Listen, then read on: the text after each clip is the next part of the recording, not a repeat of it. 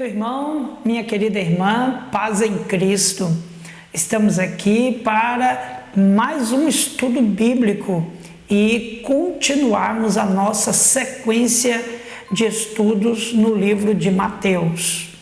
Este vídeo é especialmente para os nossos queridos irmãos da terceira idade e também para aqueles do grupo de risco que não podem vir ao templo para o estudo bíblico presencial, que já nos é permitido.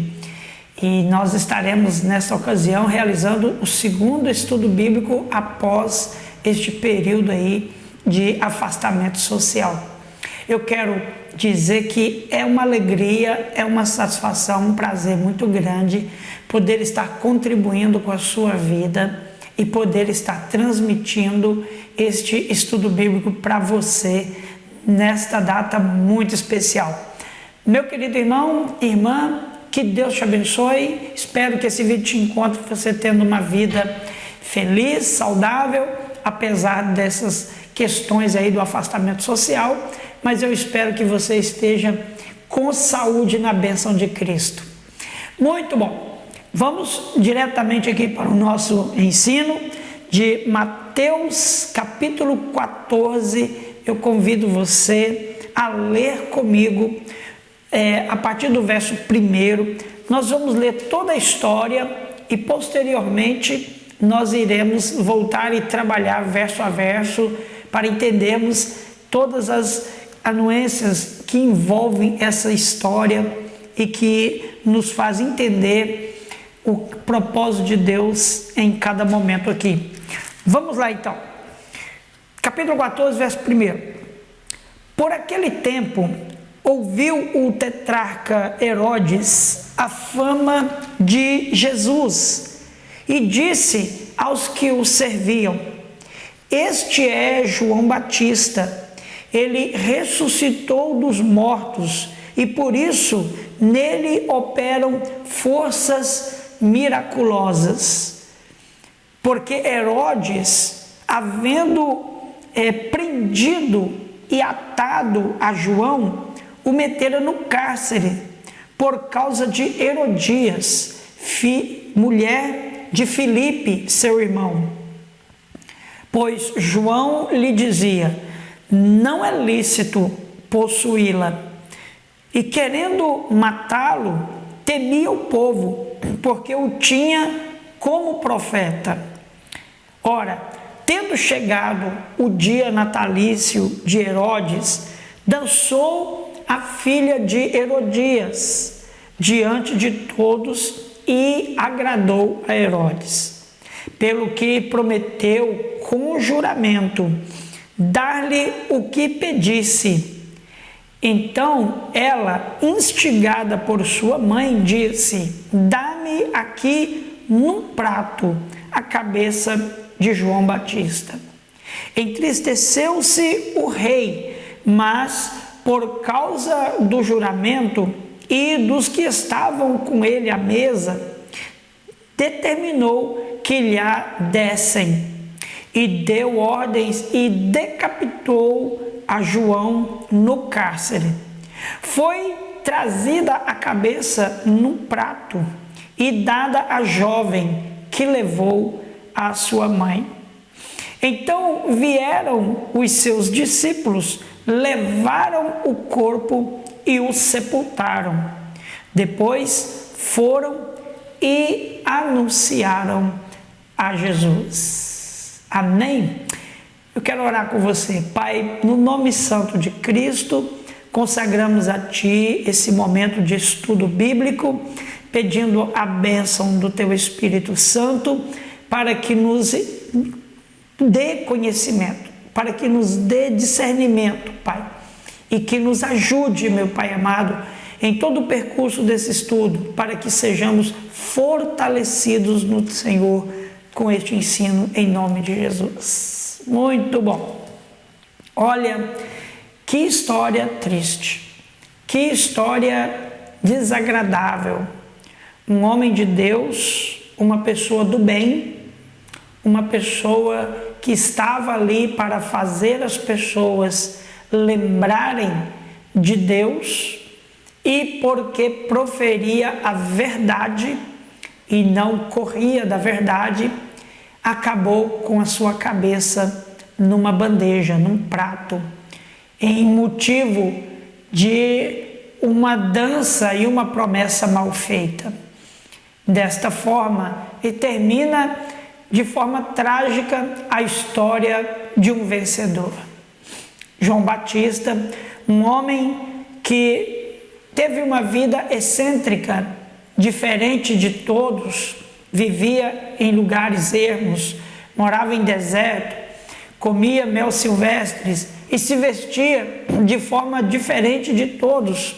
Nesta condição, ele não era um homem violento, não era um homem que roubava, que sequestrava, que causava terror, causava o mal. Muito pelo contrário, por onde ele passava, ele pregava amor, arrependimento de pecados, pregava reconciliação com Deus, pregava a paz para as famílias, para as pessoas, libertação dos seus males, e aqueles que aceitavam de bom grado a sua mensagem, ele os batizava no rio como símbolo de um arrependimento, de uma nova vida.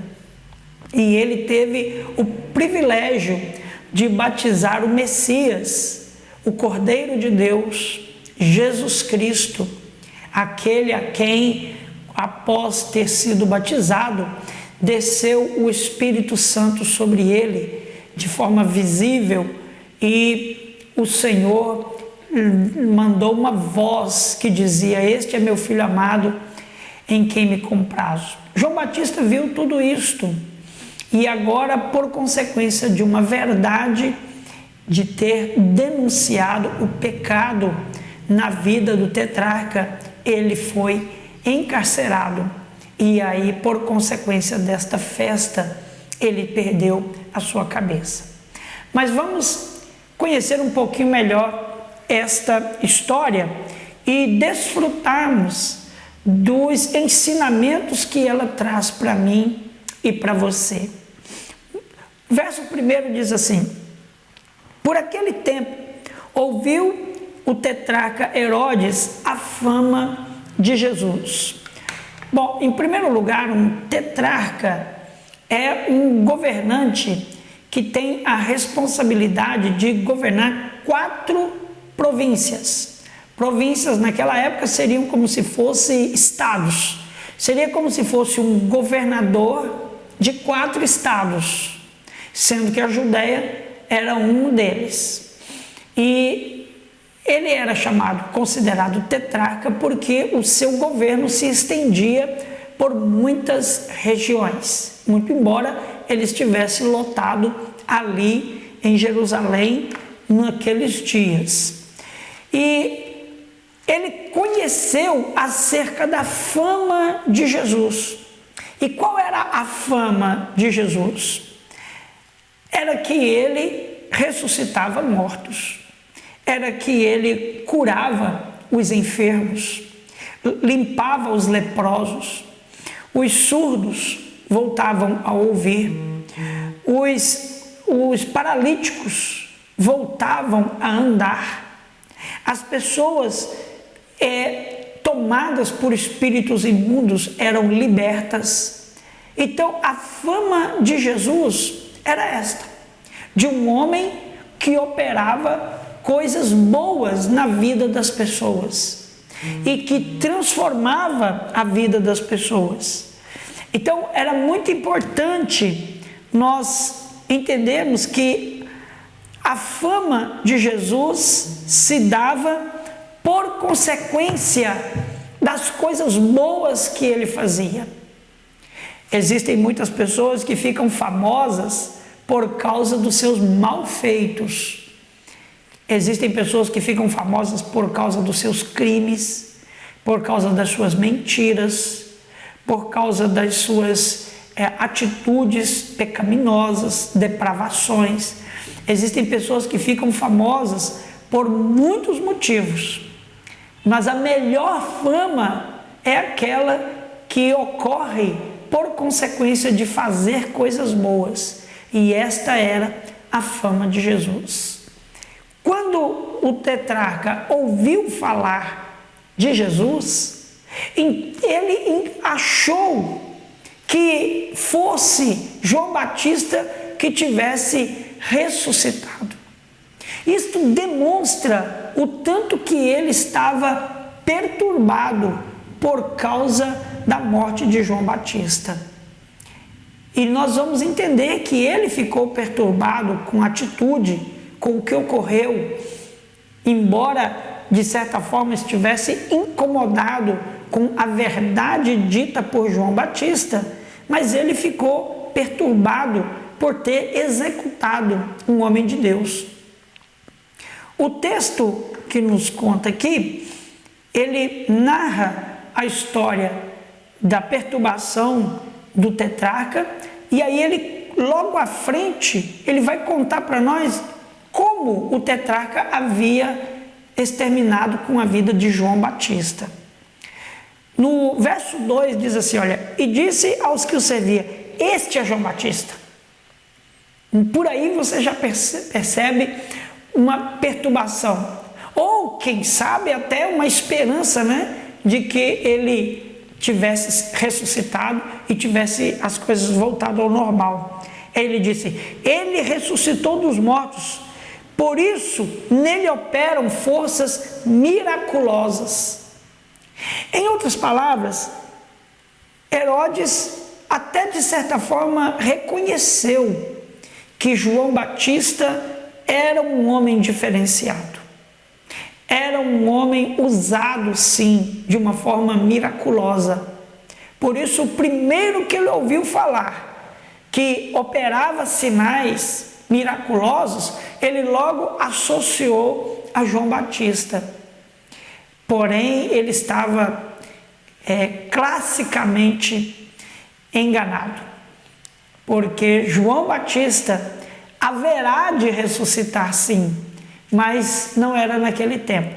João Batista haverá de ressuscitar juntamente com todos os santos que morreram crendo na promessa. E acontece que esta narrativa de Herodes mostra o quanto ele ficou perturbado por ter dado a ordem para matar um homem de Deus. O verso 3 diz assim, porque Herodes havia prendido e atado João e o metera no cárcere. Muitas vezes as pessoas, os governantes, as autoridades, elas endurecem com uma pessoa para ver se ela recua. Talvez não fosse a intenção original de Herodes matar João Batista, mas pelo menos para que ele sofresse uma punição e quem sabe ele se retratasse. Quem sabe por causa do cárcere, por causa ali da sua liberdade privada, ele não pudesse mais andar como antes, livremente, ele pudesse uma hora ter uma audiência com Herodes e pedir, olha, por favor, me liberta, eu preciso voltar à minha vida normal. E aí Herodes pudesse dizer para ele, olha, mas você fica falando essas coisas aí a meu respeito, você fica falando aí, me condenando no meu amor, do que eu sinto por Herodias, e você fica me censurando aí para todo mundo, falando abertamente na cidade que a nossa união não é lícita. Se você parasse com isso, eu te solto. Quem sabe ele sonhava com esse dia, né? E quem sabe ele sonhava também com João Batista, falando, não, tudo bem, vamos fazer o seguinte, você toca a sua vida, eu toco a minha vida, você pode me soltar, que eu nunca mais vou falar nesse assunto. Se alguém um dia perguntar para mim, o que você acha do envolvimento de Herodes com Herodias, com a sua cunhada? Olha gente, isso aí é problema deles, eu não tenho nada a ver com isso, eu vou cuidar da minha vida, e ele que vai ter com Deus para lá e tudo. Quem sabe Herodes tivesse essa esperança, que não fosse necessário matá-lo. mas inibir a sua liberdade, prendê-lo no cárcere, manietá-lo, algemá-lo, né, nos nossos dias, fosse uma coisa constrangedora que fizesse com que o profeta voltasse atrás na sua opinião, ou pelo menos nas suas atitudes. Eu continuo não concordando, mas de agora em diante eu não vou falar mais nesse assunto. Quem sabe fosse essa a esperança de Herodes, mas o fim foi trágico. O fim foi que ele teve que mandar matar um homem de Deus por causa de um outro erro dele. Então vejam bem, irmãos, como que uma sequência de erro gera uma perturbação de vida. Em primeiro lugar, Herodes estava possuindo a sua cunhada. Erro. Segundo lugar, ele mandou prender o único que teve coragem de reprovar sua atitude. Segundo erro. Terceiro erro de Herodes, nós vamos ver um pouquinho mais na frente com mais detalhes, ele fez um juramento num momento impróprio. Quarto erro, mandou executar o profeta. E quinto erro, está dando aqui uma de teólogo para tentar estender os mistérios de Deus, associando Jesus a João Batista, dizendo certamente João Batista ressuscitou. Ou seja, o cara das coisas de Deus não entendia nada. Quando a gente não entende nada das coisas de Deus, a melhor coisa que nós temos a fazer é não tomar decisões precipitadas. É não sair por aí se metendo em decisões precipitadas. João Batista morreu nas mãos de um homem que não entendia nada de Deus. Podia ser um tetrarca, poderia ser um governador de 4 estados, 4 províncias, ter grande autoridade, um grande nome, mas não entendia nada de Deus, não entendia nada dos mistérios de Deus. Ok, ainda no verso de número 3, está explícito aí o motivo da prisão. O motivo da prisão de João Batista. Olha lá, o meteram no cárcere por causa de Herodias, mulher de Filipe, seu irmão. Ou seja, Herodes estava tendo um caso que não era uma coisa oculta, era uma coisa aberta. A sociedade sabia do que estava acontecendo. Imagina o próprio Filipe, o irmão de Herodes, sabendo dessa história. Então, os cunhados estavam tendo um caso amoroso e o profeta repreendeu essa atitude quando no verso 4 nos diz: pois João Batista dizia, não te é lícito possuí-la. O texto que diz aqui, não te é lícito possuí-la, denota uma personalidade afirmada do profeta, do homem de Deus.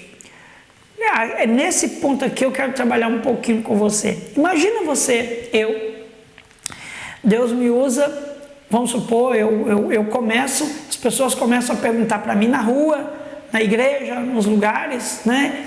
Ah, você está sabendo do relacionamento de fulano com fulana, qual que é a sua opinião? Eu falo, na minha opinião que lá está errado, que lá é uma afronta a Deus, que não está certo. Aí outra pessoa me pergunta, não, aquilo lá está errado, aquilo lá é uma abominação, não deve acontecer, a palavra de Deus reprova isso, não deve acontecer. Aí eu vou afirmando isso, e essa notícia vai espalhando, até chegar na pessoa que eu falei. E essa pessoa, imbuída de uma autoridade, me manda chamar. E quando ele me manda chamar, eu preso, manietado, ali diante dele, ele pega, olha nos meus olhos e fala assim: fiquei sabendo Por aí fui informado que você anda reprovando as minhas atitudes. Eu quero saber de você. Qual que é a sua opinião acerca do meu relacionamento com fulano de tal? Como quem diz, né?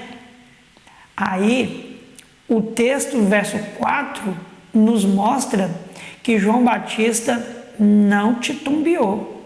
Mesmo com a pressão, mesmo diante de um governador de 4 províncias, mesmo diante da província, ele olhou para ele e falou assim: não te é lícito possuí-la. Sim, sim. Ou você quer que eu desenho isso?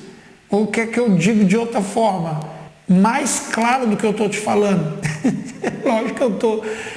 Mas quando o profeta olha no governador e diz: não te é lícito possuí-la, ele está usando da sua autoridade de um homem de Deus, de um profeta, de alguém que tem autoridade de Deus para denunciar o pecado. E é aqui que está um ponto de convergência, aqui que está um ponto de flexão muito séria.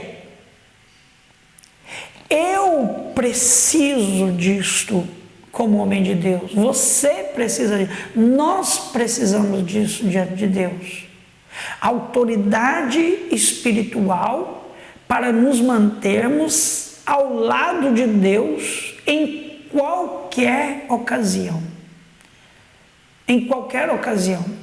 Lá na nossa casa, no conforto do nosso lar, somos contra o pecado. Dentro da nossa igreja, no púlpito, reprovamos o pecado. Andando pelas ruas, reprovamos o pecado.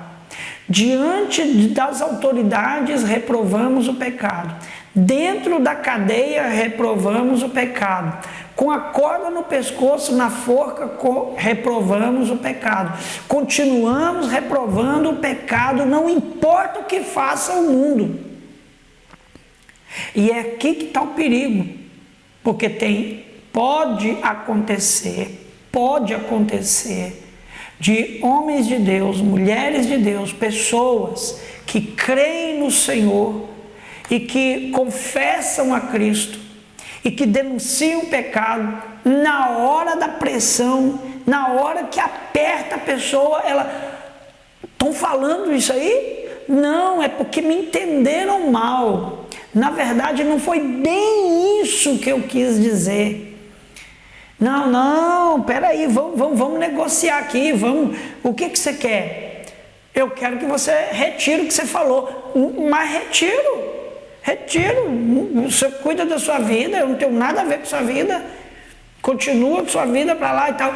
Quando a pessoa dá um passo atrás na palavra de Deus, ela está se ajeitando para o mundo.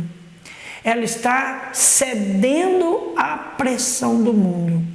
E por amor a esta vida, por apego a essa vida, muitos homens de Deus, muitas mulheres de Deus, muitos profetas de Deus podem às vezes se amoldar ao mundo e deixar de denunciar o pecado.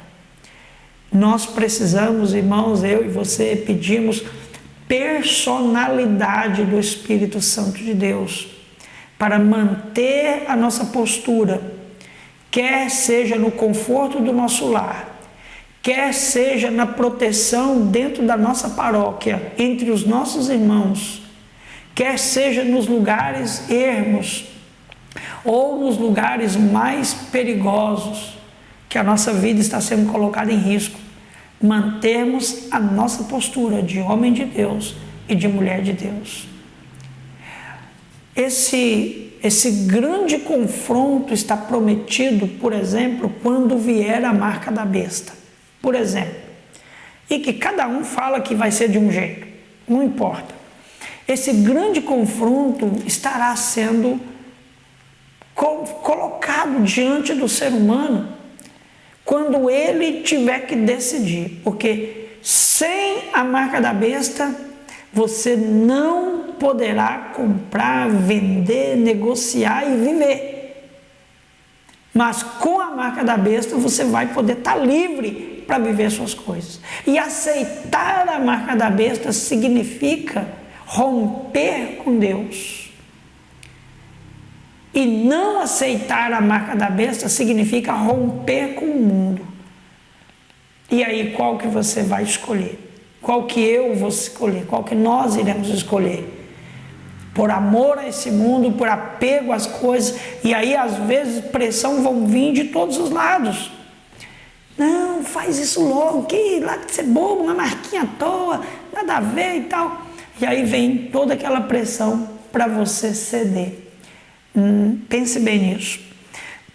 No verso 5, mostra que Herodes até queria matar, ele queria silenciar de vez, mas ele temia, porque o povo o tinha como profeta.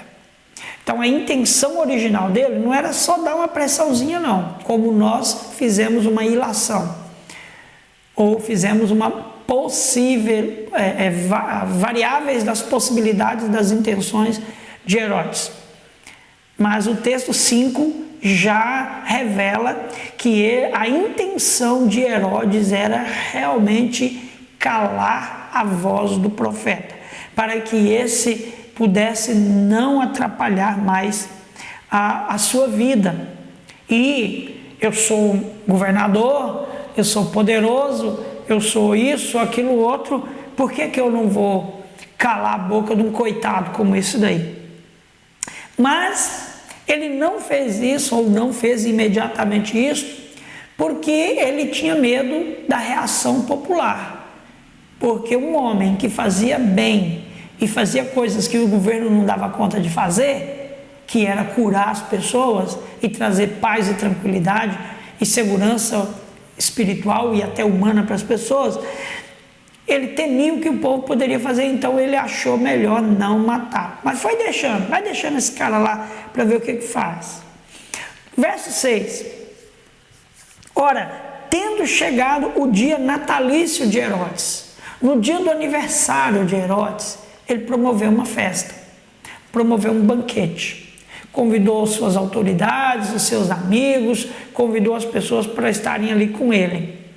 E como presente do seu aniversário, a filha de Herodias, no caso, a sobrinha do seu irmão, que era sobrinha dele também, dançou diante de todos os convidados, e a sua dança, a sua performance foi tão interessante e, vamos dizer assim, emocionante, que abalou o coração de Herodes. E este, então, seduzido por esse poder, seduzido por essa coisa maravilhosa que foi a dança da filha de Herodias, fez algo que ele nunca deveria ter feito.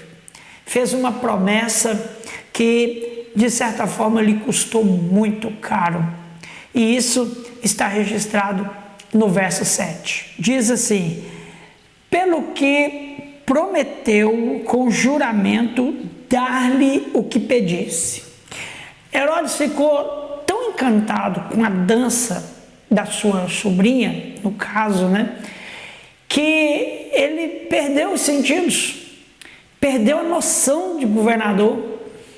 E às vezes era comum, a gente tem outros episódios na Bíblia de pessoas que estão impressionados com as coisas, vira e fala: olha, me pede o que quiser, se até metade do teu reino você pediu, eu te darei. Olha, toda pessoa, quando fica tomado de uma emoção, ele perde a noção da razão e às vezes ele começa a fazer promessas que ele não vai cumprir, ou que ele não quer cumprir, mas às vezes para aparecer, para poder fazer média ali com a turma, ele vai e faz uma dessa para sua sobrinha, pensando assim: essa menina, o que ela vai pedir? Quero uma bicicleta. Eu quero uma festa de aniversário de 15 anos, que eu quero ir para Disney, De repente ele pensou alguma coisa assim, bem coisa de criança mesmo, que ela, eu quero um vestido novo, eu queria poder ir lá nas pirâmides do Egito, conhecer, porque eu nunca viajei. De repente ele pensou que ela fosse pedir uma coisa bem infantil. O problema é esse, irmãos. O problema é que quando a pessoa ela abre a janela, como Herodes abriu a janela, dando a possibilidade dela pedir, e em nome da sua moral, em nome da sua imagem, do seu nome, da sua autoridade, ele deveria cumprir, ele fez uma coisa muito perigosa, muito perigosa. Ele fez um juramento. Ele disse, olha, o que você pedir, eu prometo que eu vou cumprir. Eu juro que eu vou cumprir. Aqui está um perigo muito grande.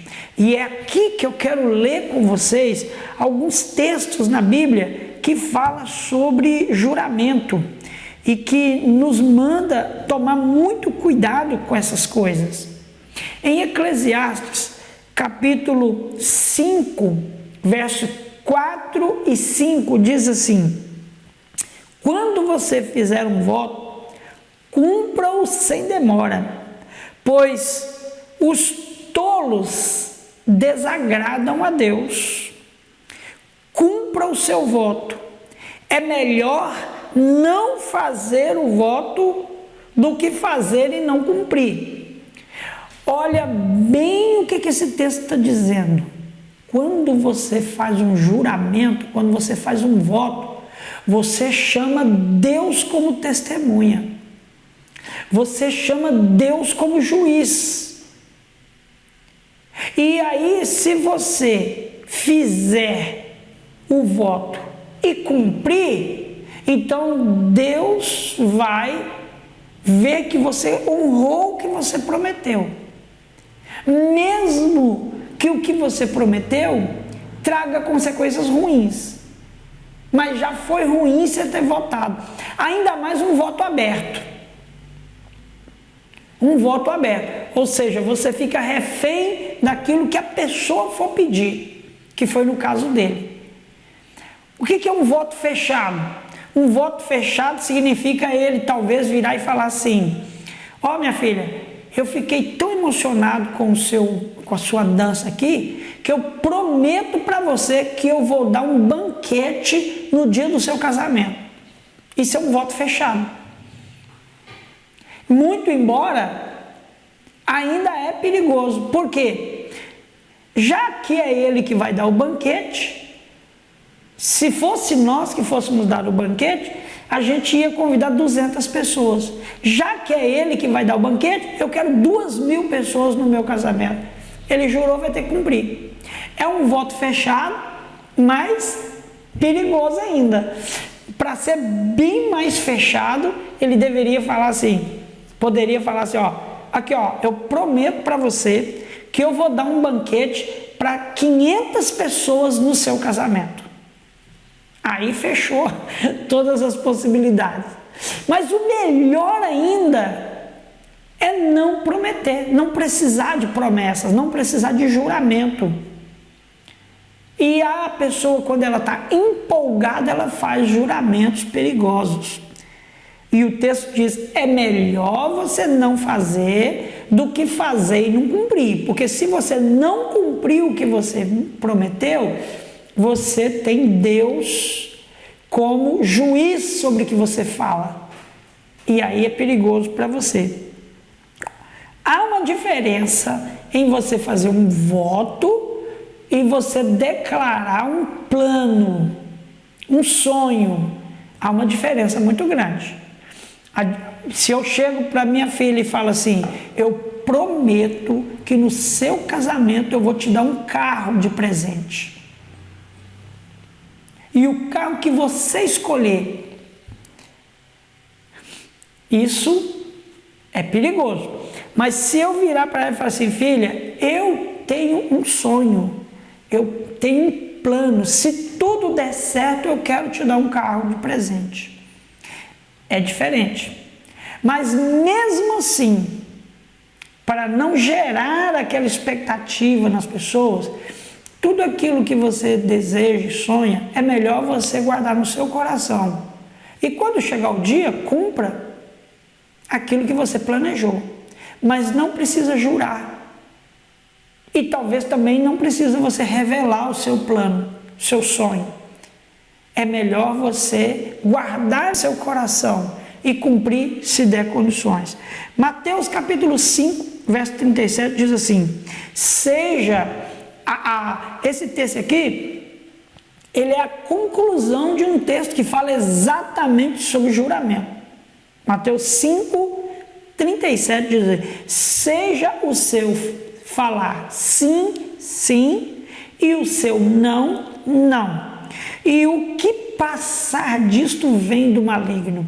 Está falando das intenções de enganar, está falando aqui das capciosidades de dizer um sim que nem sempre quer dizer sim, e um não que nem sempre quer dizer não. Está falando aqui da possibilidade de você sofrer por consequência de você não ter uma posição firme. Então, seja sim, sim e não, não.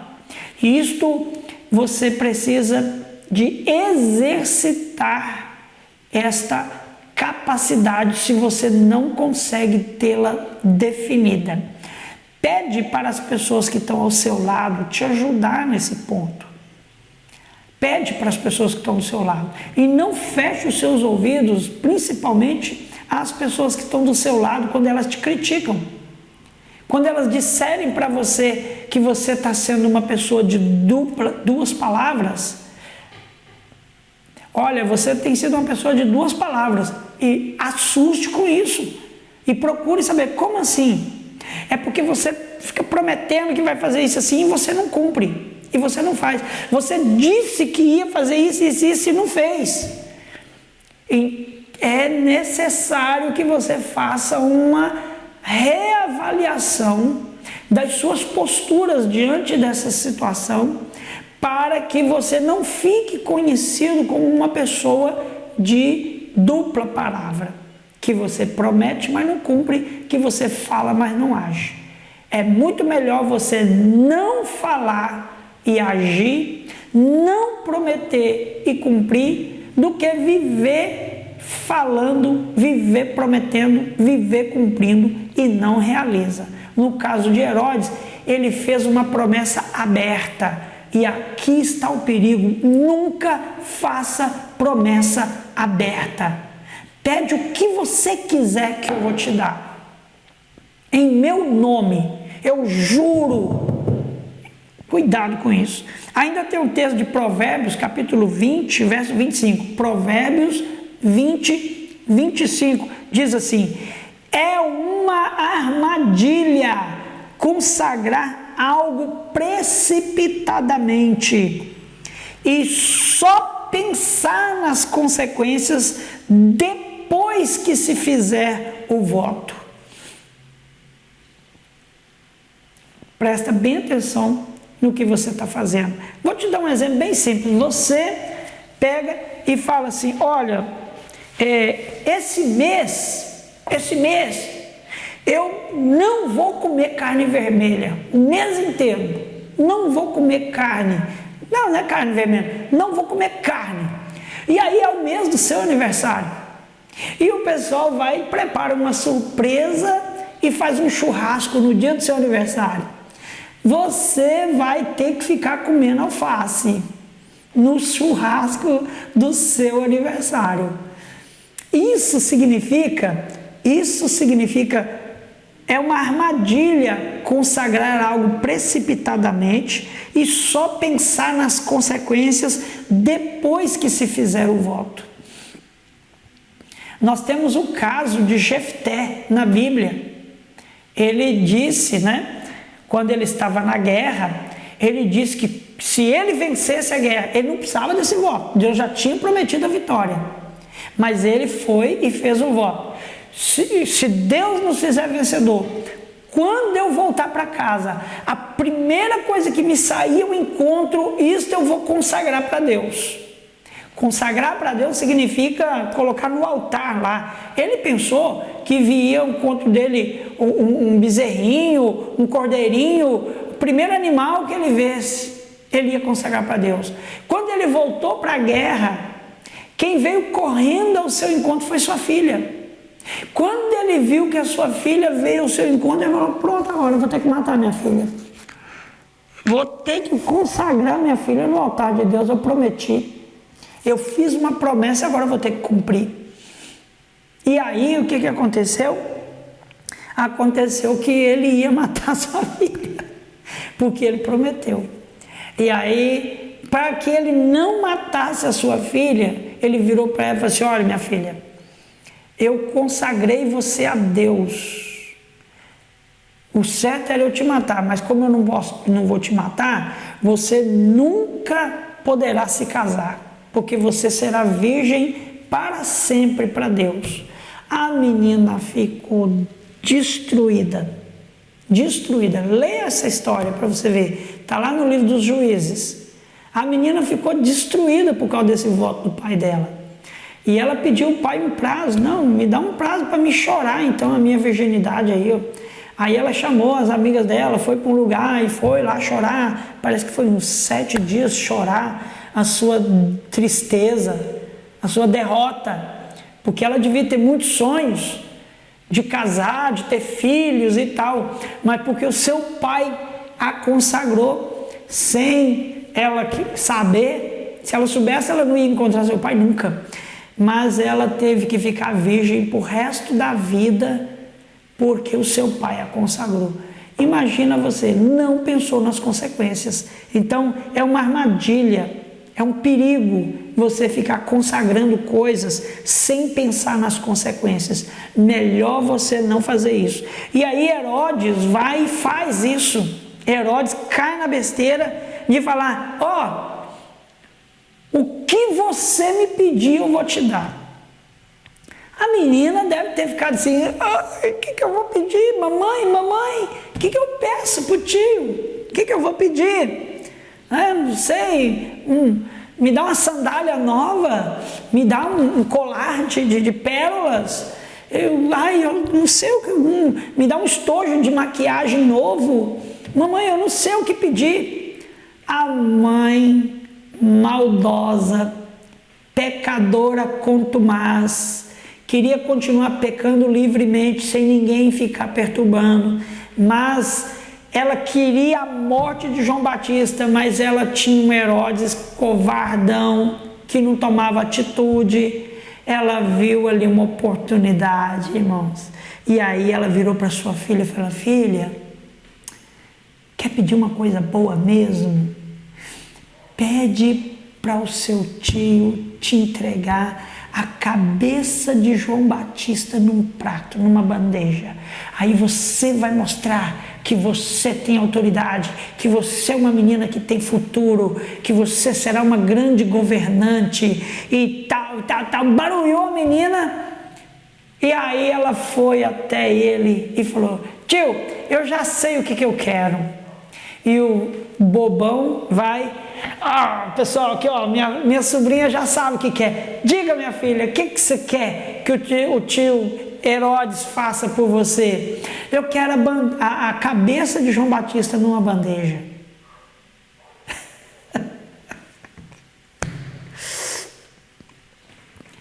Não é para rir não, irmãos, mas eu imaginei a cara de Herodes. Olha para vocês verem no verso 9. Verso 9: entristeceu-se o rei. Entristeceu-se. Ou seja, não era nada daquilo que ele estava pensando. Por quê? Porque aí ele estava obrigado a fazer uma coisa que ele até queria fazer, mas não tinha tanta coragem de fazer. E aí ele ia entrar numa situação difícil. E os convidados ali começaram a olhar como que diz, né? Agora eu quero ver se esse cara é um mesmo. Agora eu quero ver se ele é governante mesmo, se ele tem autoridade. Agora eu quero ver se ele tem peito para cumprir o que promete. E aí, irmãos, entristecido por causa do juramento. Para que eu fui jurar? Para que eu fui fazer um juramento aberto?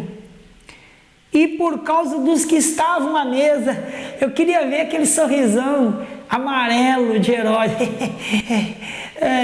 Minha filha, essa menina, meu Deus do céu, como que pode um menino ter um pensamento desse?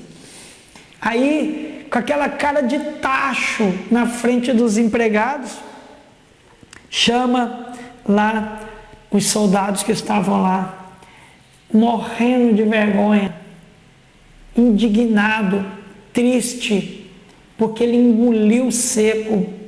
Eu posso imaginar até coisas obscenas que ele deve ter pensado. Ele deve ter pensado assim: essa menina vai me pedir coisas tipo assim, eu já quero ser mulher e tal. Tanta besteira que deve ter passado na cabeça dele. Nunca que ele imaginava que a moça ia pedir a cabeça de Herodes, de João Batista. Aí no verso 10, ele dá ordens para os soldados e esses vão até o cárcere. Imagina vocês, irmãos, João Batista sentado lá no cárcere, pensando, né? Eu amo a Deus, eu agrado a Deus, eu faço as coisas para Deus. Jesus é meu primo, Jesus é um camarada maravilhoso. Eu já mandei perguntar para ele se ele é o Messias mesmo, a quem a gente deve seguir. E ele falou: olha os sinais, pelos sinais você já vê que de fato o reino de Deus está próximo. E aí de repente João Batista, meditando nessas coisas, vem aqueles guardas lá esquisitos assim, já chega, já pega, já dobra ele no caso, foi dada a ordem. E aí pegam a cabeça dele, pelo cabelo, colocam numa bandeja, cobre e leva. No verso número 11, e trazida a cabeça em um prato, dada a jovem, esta então levou o troféu para sua mãe. Em outras palavras, quando ela entrega a bandeja para sua mãe, ela está dizendo para ela assim: mãe, está aqui, agora a senhora pode pecar à vontade. Agora a senhora pode pecar à vontade. Ela não falou isso, irmãos, mas é isso que estava correndo ali. E aí Herodias pega e vê João Batista e fala: viu? Vai profetizar coisa de Deus contra a minha vida? Olha aqui o que aconteceu com você. É isso que o pecador quer, irmãos. O pecador quer liberdade para pecar. E as pessoas que condenam o pecado, elas fazem os pecadores ranger os dentes contra eles. Fazem de tudo para silenciar a voz do profeta, a voz do homem de Deus, da mulher de Deus. O pecado de Herodias e Herodes estava na lei de Deus. Olha lá, Levítico capítulo 18. Está relacionado aqui os casamentos ilícitos, os casamentos reprovados por Deus, casamentos ou ajuntamentos, atividades sexuais reprovadas por Deus. Capítulo 18 de Levítico, eu quero que você abra e eu quero que você leia cada um deles. No verso 6 diz assim: nenhum homem se chegará a qualquer parenta da sua carne para lhe descobrir a nudez. Eu sou o Senhor. E aí ele vai classificar quais são essas parentas. Verso 7: não descobrirás a nudez do teu pai nem da tua mãe, relações entre pais e filhos reprovadas por Deus. Não descobrirás a nudez da mulher do teu pai, relacionamentos de filhos com madrastas e filhos com padrastos. Pecado, é errado. Padrastos com filhos, com enteados, pecado. Madrastas com enteado, pecado. Verso 9: a nudez da tua irmã, filha de teu pai ou filha de tua mãe, nascida da tua casa, sua nudez não descobrirás. A nudez da tua irmã. Irmãs, irmão com irmão, irmã com irmão, errado, pecado contra Deus. Verso 10: a nudez da filha do teu filho, ou seja, relacionamento com a neta, ou com o neto, da avó com o neto, ou do avô com a neta, e vice-versa. Pecado. Verso 11: descobrirás a nudez da filha da mulher do teu pai, irmã por parte de pai, ou irmã por parte de mãe, irmão por parte de mãe, e relacionamento de irmãos, co-irmãos. A nudez da irmã do teu pai não descobrirás. Tia, sobrinho com tia, ou tio com sobrinha, pecado, errado contra Deus. A nudez do irmão do teu pai, teu tio, a moça com o tio, ou o tio com a moça, pecado. Verso 15: a nudez da nora, e não descobrirás. A nora, relacionamento de nora com sogro, ou sogra com genro, pecado, errado, ou genro com sogra.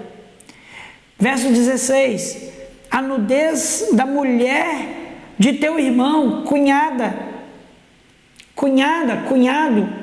Aqui é o caso de Herodias, e aqui é o caso de Herodes. O relacionamento entre cunhados é pecado. Verso 17: a nudez de uma mulher e de sua filha. O camarada ter relacionamento com a mãe e com a filha. Pecado, condenado por Deus. E a nudez das sobrinhas. Não tomarás uma mulher, aqui ó, verso 18: e não tomarás com tua mulher outra. O homem, bigamia, casar com duas mulheres, ter duas esposas, mesmo que elas não morem na mesma casa, pecado, condenado pela Bíblia. Aí, verso 19, pede para que o homem não tenha a relação sexual da mulher no período menstrual. Verso 20: não te deitarás com a mulher do teu próximo. Isso é adultério. Mesmo que você não vá assumi-la como esposa, só de deitar com ela, ter relação com ela, é adultério, pecado contra Deus. No verso 20, pede para não consagrar filhos a Moloque, pecado contra Deus, idolatria. E verso 22, com homem não te deitarás como se fosse mulher, é abominação.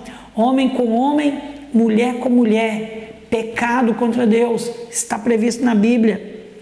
Verso 23, não te deitarás com animal, para te contaminares com ele, nem a mulher se porá perante um animal, para juntar-se com ele, é confusão. Isso se chama de bestialismo, ou seja, a relação sexual do homem com animais, pecado contra Deus. Então, quando João Batista reprova a relação de Herodes com Herodias, ele está falando aqui de Levítico. Ele está falando, ele está reprovando. E ele permaneceu, não mudou a lei. E isso segue até hoje, irmãos, não mudou a lei. Não mudou a orientação de Deus, a reprovação de Deus com essas uniões aí, Deus não mudou. Se alguém falar para mim assim, falar, pastor, agora essa questão de relacionamento de homem com homem, mulher com mulher, mudou. Então se mudou, mudou o resto tudo.